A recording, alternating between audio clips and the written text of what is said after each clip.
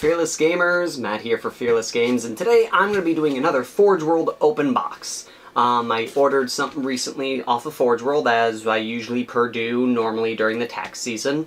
Didn't go too crazy this year because, well, times are tough, so that's neither here nor there. But I did make an order with a bunch of people, and I did get most of their permissions to show you guys everything that we got for this, because they were nice enough to do that.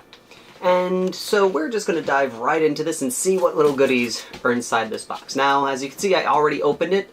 That's just so I can make sure everything was inside there and nothing was missing. But so, we got the box here. And let's just pull out all the stuff. I'm going to basically say what's in the box, and then we'll go into deeper detail to the stuff that I purchased, and a quick glance over the stuff that other people bought. And so we've got a Grey Knight's vehicle upgrade side cannons. We got some Deathwing Terminator shoulder pads. We got the Shadow Spectre X-Arch, or X-Arc, however you wish to pronounce it. We got the Space Marine Mark II command set. We got the Salamander's Legion Pyroclasts, or Pyrocasts, or, Pyroclasts, that's how it seems to be spelled here. Some Thousand Sun Rhino doors.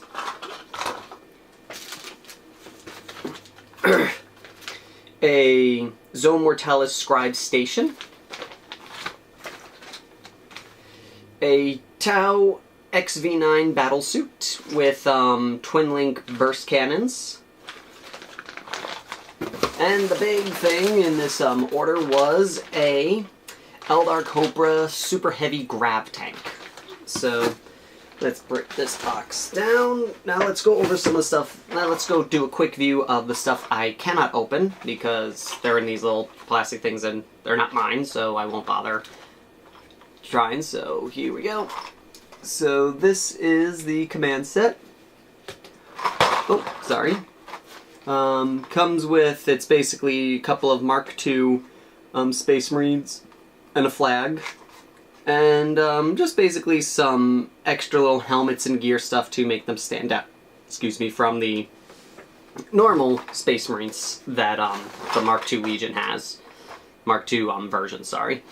Then we've got the Grey Knight's vehicle upgrade side cannons. It's this guy right here. I believe this is primarily used for a Razorback, to give a Razorback the side cannon upgrade that the Grey Knights can have. I don't know if they can still have it. I don't own the Grey Knights book because I don't like the Grey Knights, so don't want to bother with them. So let's move on to the other stuff. First, let's take a look at the Salamanders. So pop this open. We got the bases. Then we've got, now these look like,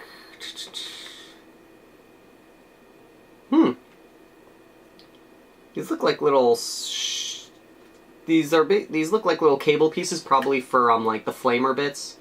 And on the other side, we've got little hands and a sword for them, which is pretty awesome.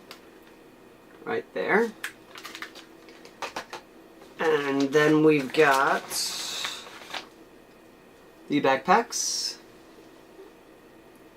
Right there. These basically, these dudes are flame units, so they've got, I think, portable flamers. I don't know if they're heavy flamers or not, because I don't own the, any of the Heresy books. Maybe sometime in the future, maybe I'll get those, who knows. Then we've got the Salamander fists here. Let's see, there we go.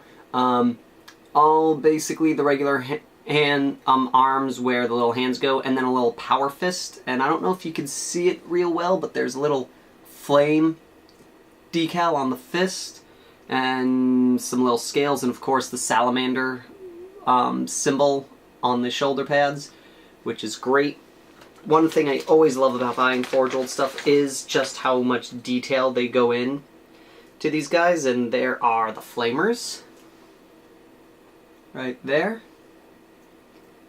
Crazy amount of detail. And what also I like about Forge World stuff is they actually put the little holes for like the gun barrels, so you don't have to drill them out, which is great, especially if you're like me, who has this bad luck that all of my drill bits always end up breaking eventually. I never get them to stay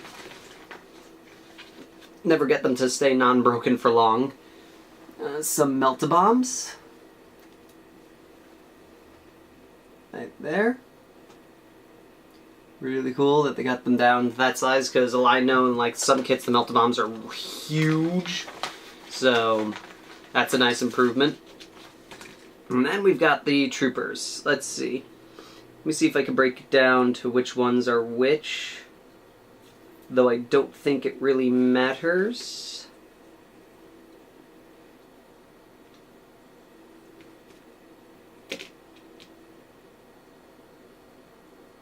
And none of them have a sergeant icon or anything on them, so I think it's just whichever body pose you want to give them, though, actually.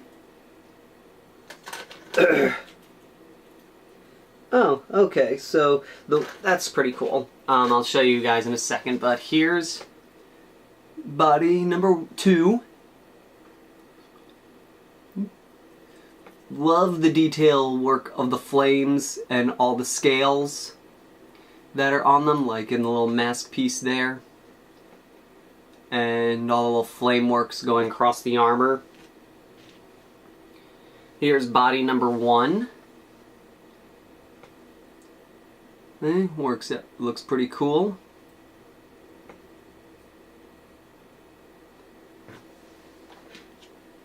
This is body number 3.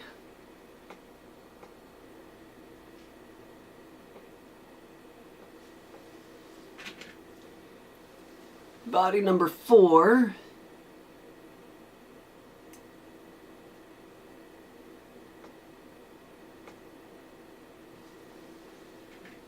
And body number 5.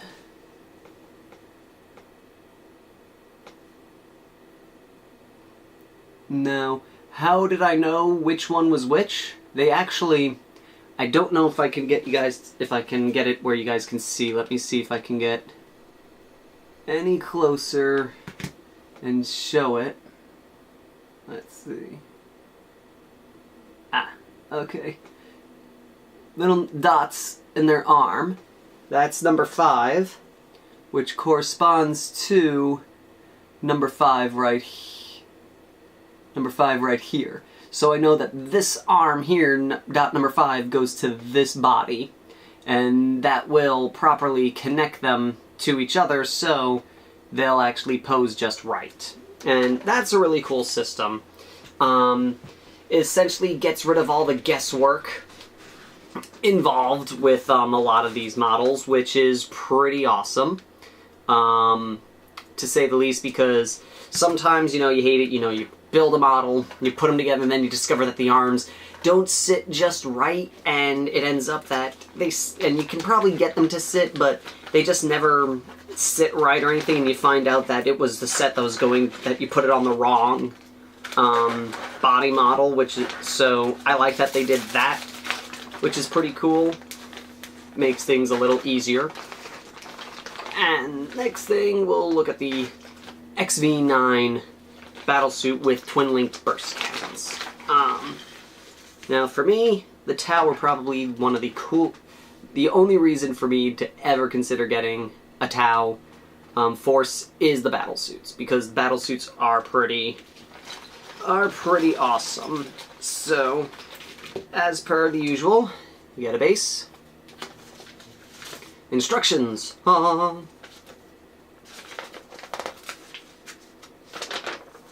And let's go looking over all these. So these guys is the left and right control surface.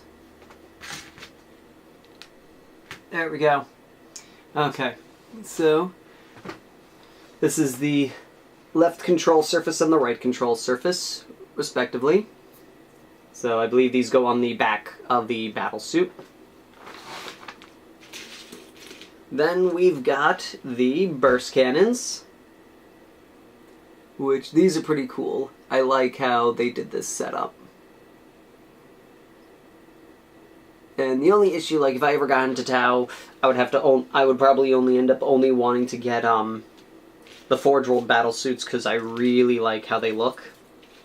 And so now we've got the thigh armor, the thigh piece, which there's one. Again, great detail work in all these guys. I always love seeing Forge World at its best with this stuff, and they really shine. I wish they did more Xeno stuff. These is the elbows. There's nothing really fancy there, it's just a peg little piece, sort of like Gundam kits if you ever build those.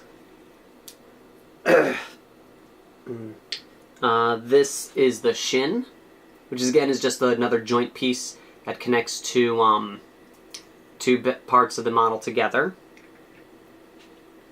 And then we've got the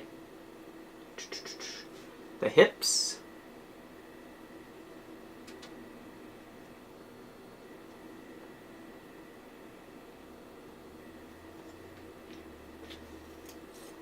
And this is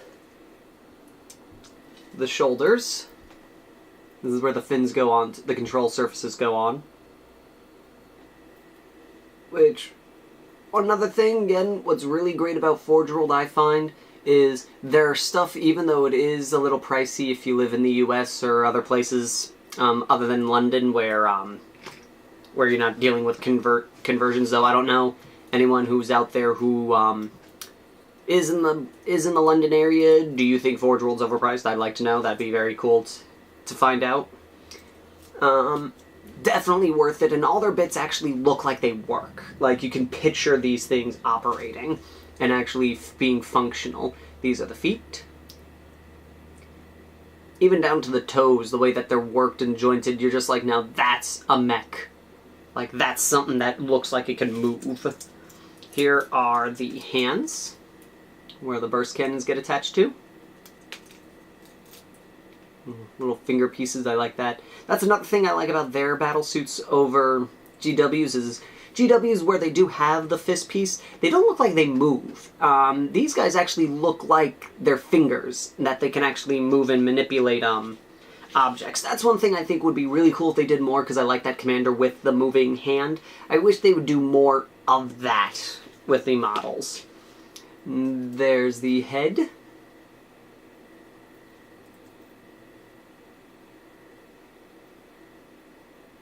And you can very much tell by this piece here, the torso, that they're very heavily inspired by Gundams and samurai armor and such, because it's got very an anime look to it. Also, it's probably the only suit that comes close to looking like Infinity stuff. Though, I don't know what came first. I could be wrong, but as far as I'm aware, I think Tau came first, so who knows if, where, who ripped off who or anything, or if anyone even did legitimately rip off anyone off. But I'd say if you're wanting to do some customizations with Tau stuff and you want to use non-GW models, you might want to give Infinity a look at, because their chassets and their leg pieces seem to work fairly well in terms of the nice angles and curves of them, and that very anime feel to it. And that is the battle suit.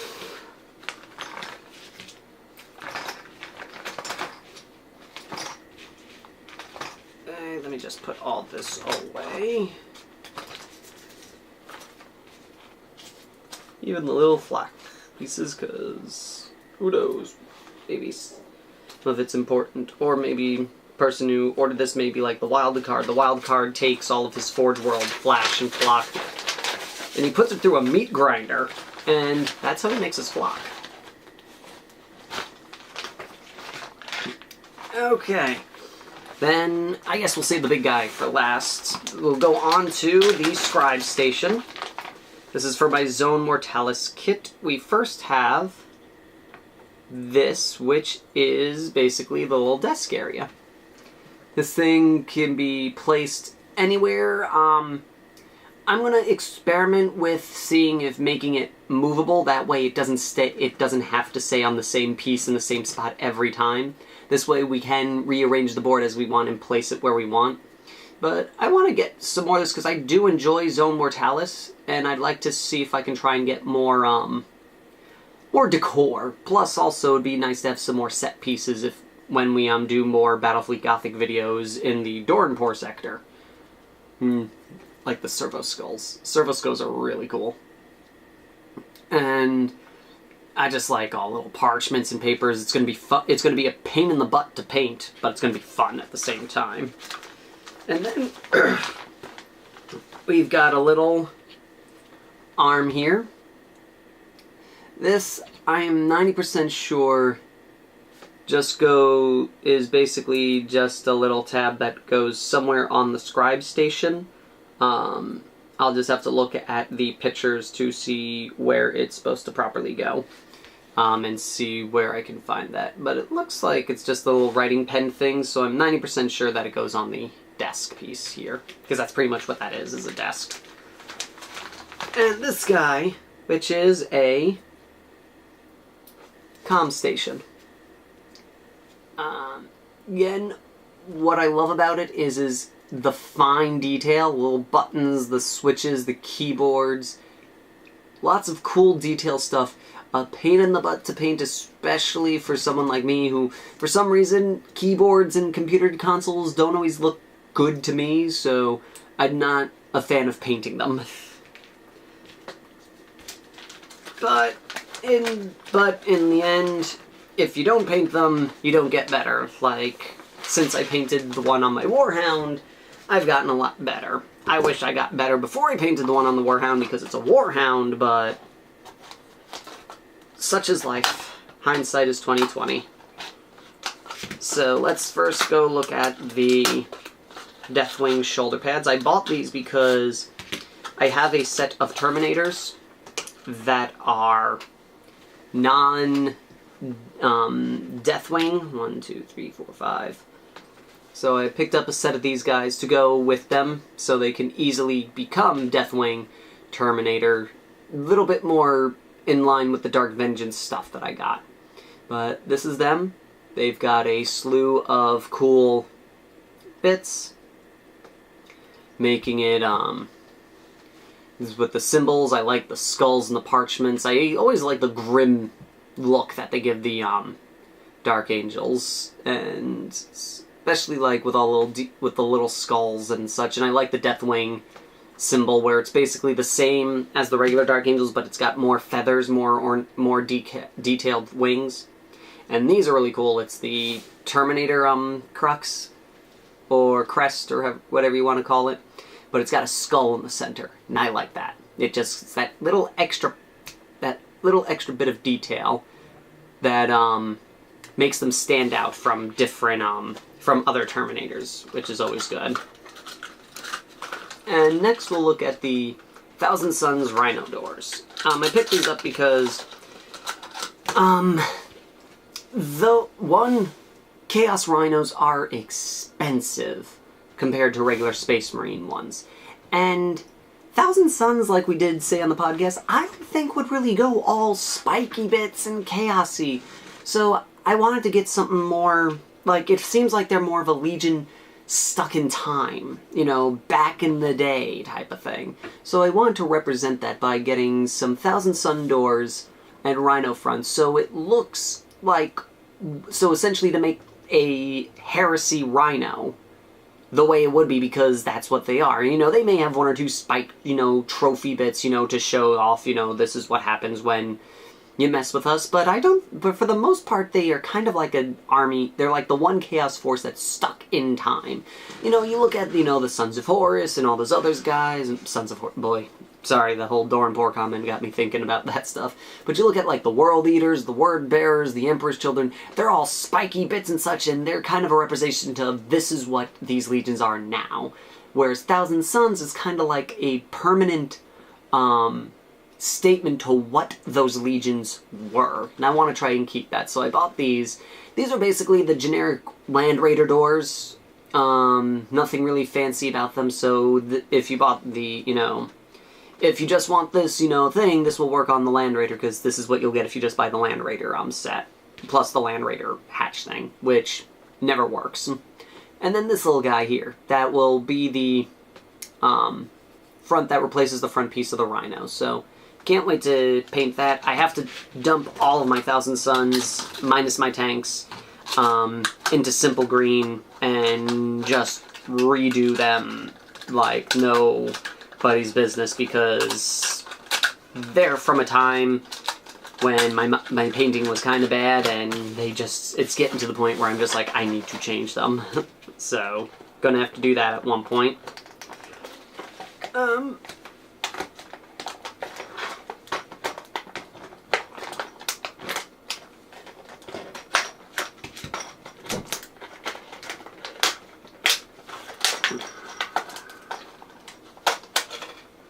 This is the Shadow Spectre's X-Arc. One thing about these guys is I think the kit comes with 6 Shadow Spectres, and then you get this guy separate. I don't like it for the sheer fact that every other Aspect Warrior comes with 6 and the Shadow Spec. Usually 6. 5 regular dudes, 1 X-Arch. Or X-Arc. I'm going to say X-Arch. I'm going to say that now. If I'm saying it wrong, I do apologize. That's how I always said it, and that's what I'm going to stick with, because I like that. That sounds like better. That sounds better to me. X-Arch instead of X-Arc. So I don't like that at first, and plus the fact that he's separate kind of implies that you should be able to. Actually here, I'm gonna just double check that for a second.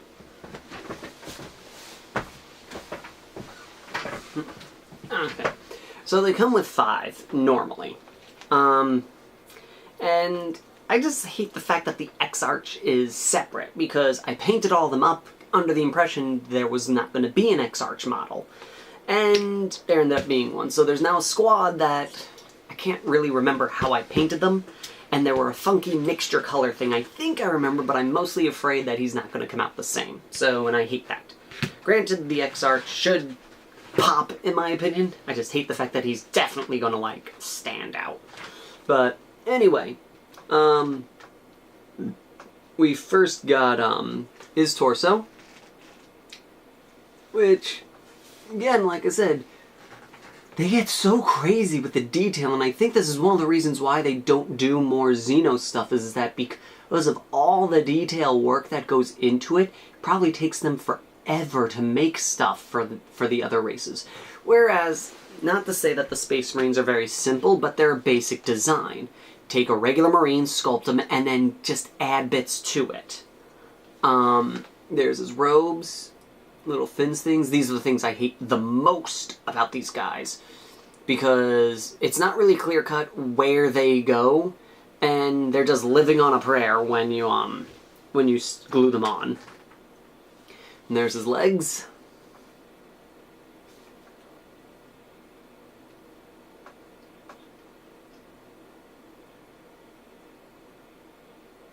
Which is pretty cool. And then his arm, head, and the prism blaster. Which, the only thing, if I were to really complain, legitimately not like and wish they'd changed for this, it's the fact that they only give you one of the upgrades. They don't give you the Haywire launcher. And it's like, oh, they're kind of forcing this model, this upgrade to them. And I just would have liked, if maybe they just added, throw in a few little pounds. He's like $20 now, okay, maybe 25. Though I don't think it should, though I don't know how much it would, I'm not into resin casting and all that, so I don't know how much it would cost to add a piece on, but why not just I would have liked to have the Haywire launcher. That way, if I want the Haywire launcher, I can properly represent it, especially if I go to tournaments where, it's very much WYSIWYG a lot of the times. So, Granted, I don't do tournaments. I go to local hobby shops, and they tend to be very chill about it, but you never know. And plus, I just be curious to see how that looks. Sort of like with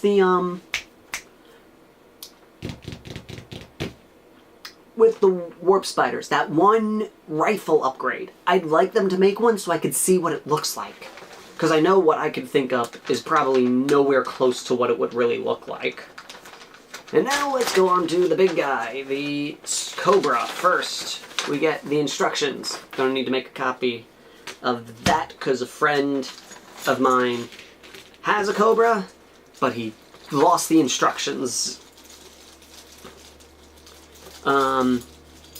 The little cockpit pieces and a flight stand. Yes, this thing has a flight stand. They rigged this thing to stand on it, believe it or not. 2 of the guns that it can use, which is a scatter laser and a missile launcher, but let's be honest, you're probably going to get the scatter laser because a D weapon that's twin-linked, hello, why would you, and it avoids void shields, why would you pick anything else? Let's go with the smaller bits first. Okay, you get the engine piece that propels this thing forward, and if I'm right, let's see, I'm just curious. If you cut it, the star engines will fit on this thing, but I don't know, I don't think it can get those upgrades, but oh, man, super heavy with star engines, that would just be crazy. The side fins that go along the side to give it that famous Eldar tank look.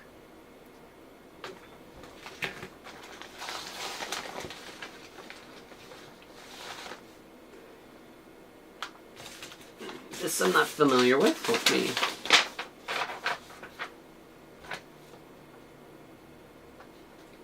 This is one of the fin mounts. So the fin plugs in like that, and this way you can like adjust it to kind of give it the example of like motion. Here's the D cannon's cap piece sits on top of it. D cannon fins. I love Eldar fins. They're like, it's a nice simple subtle add-on that changes a lot. Little Eldar piece. Just like those little lumps and orbs that they have all over their ships. Vector nozzles. These typically are the ones that go on the side. They're used to kind of, let the thing turn. There's a bunch of those. Then these things, which are 6 and 7. The vents for the distortion cannon. There's a left and a right one of these.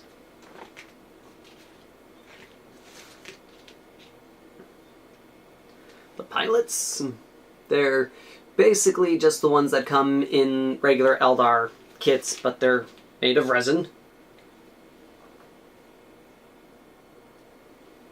There's another piece of the distortion cannon frame. And the little sensor antenna thing. This is the heavy weapon mount, which goes to this piece, the little baby cockpit, which they dub the gunner cockpit. So this is the guy that's controlling all the weapon fire.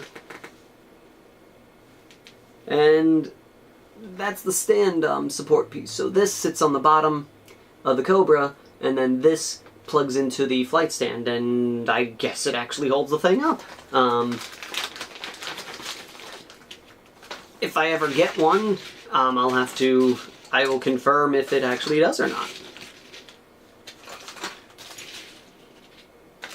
So let's put all this stuff back in the bags.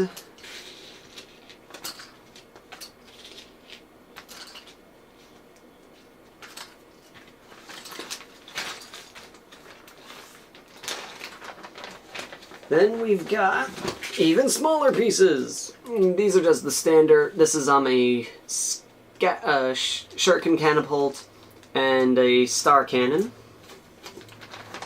Then in here is a plastic bright lance and a little cap to go on the side of the weapon mount, so it's all nice and covered and hides all the little joint pieces. Now this is the back of the grav tank.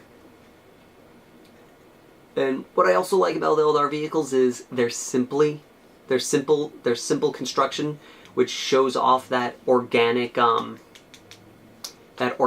look that they were basically grown. And as you can see right there, very thin up here, so person who's got to build with caution. And then here's the D cannon itself. This will be the thing that spews death to his enemies, and will show the pathetic Monkai just how ignorant they are of what true power really is.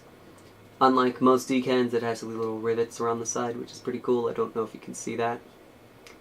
And little fins go here. Actually, no, they go here. Really cool. And then this is the body of the bad boy. So this is the back piece where this piece will sit. This is the D cannon's warp core chamber, and the piece that continues out to the barrel. There's the little air vents and the pilot, which is painted in. Not a fan of that because I like that it's one solid piece, so you don't have to deal with that stupid gap that sometimes happens. You don't need to hold it down with rubber bands in order to make it look good, but at the same time, makes a pain in the butt to paint. The sleek fins, the support piece for the D cannon. The D cannon sits right here on it. And the bottom simple detail, that's where the peg piece goes. And this is really cool, I like this. The door. I like how they put that in there. It is a little small, but it's big enough to give the illusion of what you want to be. But it's rough. It's fairly decent size. It is, given, rough estimation here. Let's pull out the handy dandy measuring stick.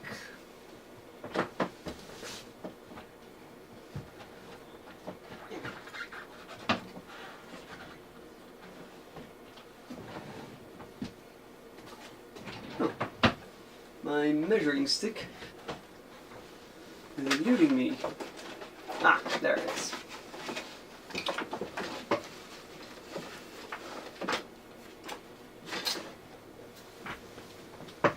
Okay, from tip to the back piece here, this thing is just shy of a foot. It's about 11.5 inches long, is this whole piece when you have this piece attached. And that, my dear friends, is all the stuff here. So we're going to get a little wider view so you can see a little better the whole piece there. So when it's complete, it's going to look like that. Surprisingly, it is lighter than you would think it is. Out of all the super heavy stuff that I've seen, it's one of the lighter ones. So give it credit to that. And one of the biggest things is the fact that it's only in 2 pieces, which makes it easier to assemble and less gaps, which is the one thing that I always have a problem with Eldar tanks is gaps. And excuse me. So that's really nice. And it's a very simple design, but I love the sleekness. I can just see this thing flying down the battlefield, and plus it fields a D cannon, which is by hands down my favorite weapon of the Eldar arsenal. I just love the fact that they take the warp and shoot it at you. So overall, I'm not going to really do pricings for the stuff that isn't mine, because, not mine to say what other people are spending. But for the money, I think that the Cobra, the Crisis Suit, and all that stuff, they're really cool. And they're definitely worth the cash, I think, especially the Cobra. But I would wish that the economy over here would bounce back a bit and the exchange rate would kind of teeter back in our favor so we are spending closer. Like, for example, this is 15, this is the X-Arch, this is 15 pounds, which translates to roughly $21 here right now, so yeah, we're spending about a little $6 difference here, total. I spent roughly, $70.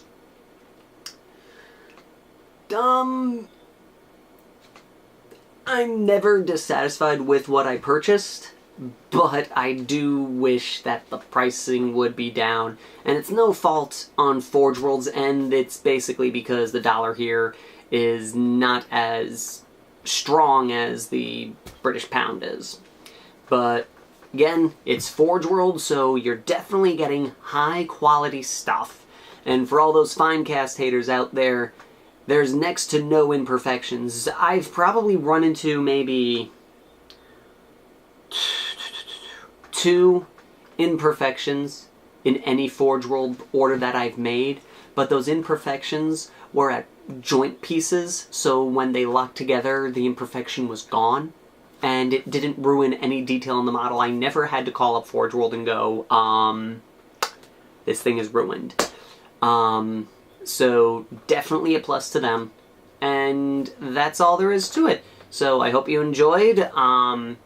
Let me know what you think. You know, if you haven't yet, like this video and subscribe to the channel. That way you can see these videos as they come out. And if you haven't already, check out our Facebook page for lots of cool extra stuff that you won't be seeing here on the YouTube channel, like photo capture contests, news snippets about what's going on in link and sources to stuff like that, and every so often some exclusive content.